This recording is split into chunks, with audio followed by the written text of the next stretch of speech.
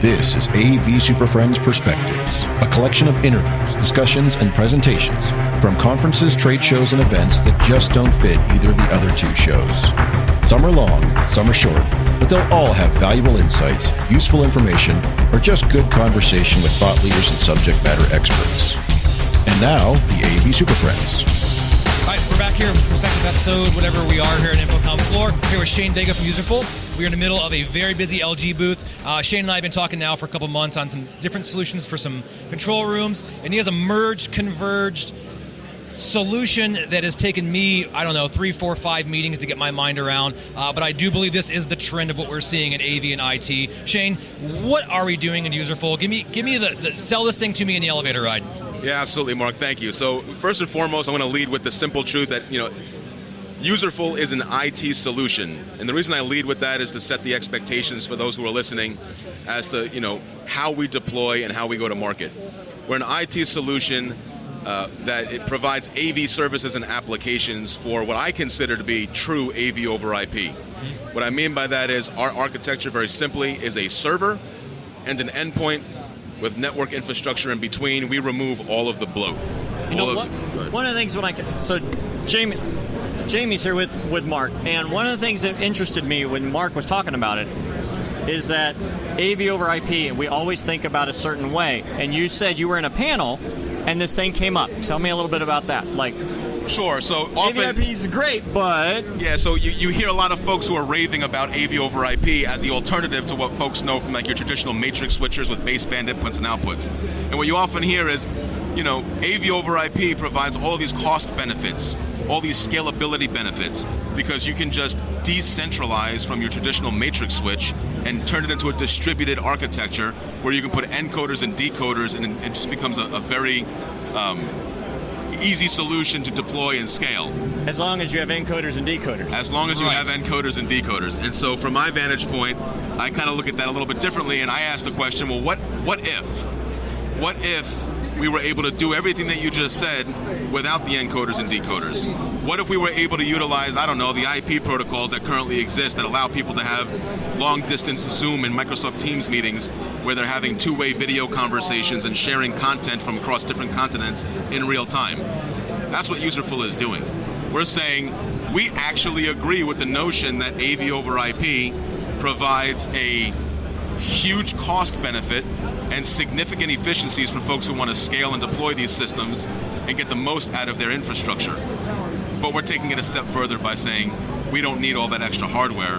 Thereby, bar none, Userful provides the lowest total cost of ownership in the entire industry. One of the things that intrigued me was when Marc first put me onto this, you go to your website and you're like, oh, well, it's a command center thing.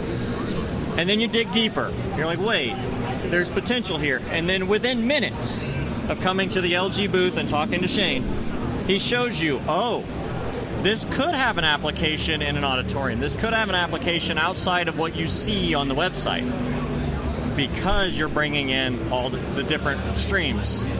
Yep. Tell us a little bit about how you get content in and all the different ways you can do this. Yeah, absolutely. So what you just described is really the true value of a platform. So to your point, somebody may come to us and they're not looking at eating the elephant whole, so to speak, right? They're not going to come and say, hey, I want your operations center, your signage, your meeting room, your artistic displays, and all the things that you do at one big shot. They'll say, I've got an operations center, and that's it. Well, the way that we deploy our solution is we do input and aggregate sources from a wide variety of content, whether it's an HDMI encoded signal or an RTSP stream or a VNC RDP, screen scrape, down to the web browser themselves being ingested as a source.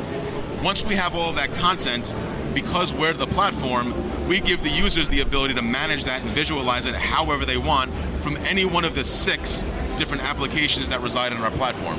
So you may start with an operations center, and we'll give you all the tools that you need for that operations center. Everything from auto failover for mission critical applications to the ability to create custom layouts, manage what you're seeing and where you're seeing it.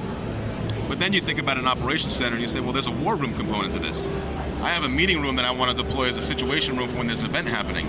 Well, you can go into that meeting room and we can allow you to manage that a number of different ways. We give you screencasting abilities for people who just popped in and they have content they want to show for collaboration.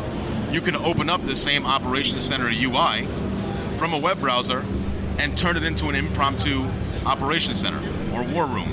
Right. We give tremendous flexibility, not just in how we aggregate or distribute and disseminate content, but how the user decides how they want to interact with these sources from an application perspective.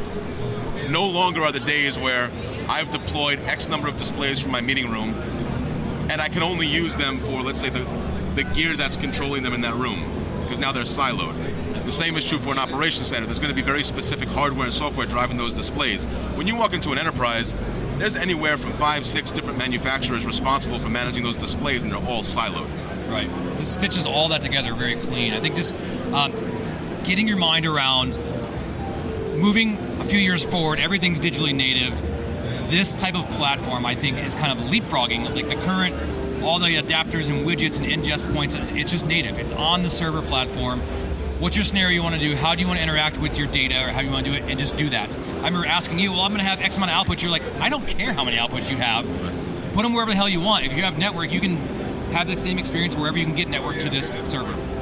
Yeah, absolutely. And what you just described there is what I call mission critical collaboration, right? If you've got network access, you've got user access to our system. I mean, I do demos from my home office in Tampa showing people how I'm managing a server in Calgary, Canada in real time. Right. It's impressive. You got KVM in there. We've seen mouse. We've seen video. We've seen you spin up an impromptu meeting room with camera and audio on the fly from across the country, halfway around the world. 100%. Which is amazing. So, Shane, thank you for a couple minutes on this. For those who are listening, go over to Userful website, check that out.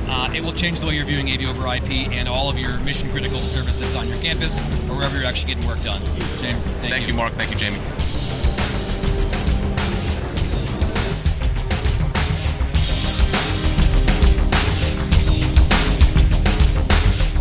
Well, that wraps up another episode of AV SuperFriends Perspectives.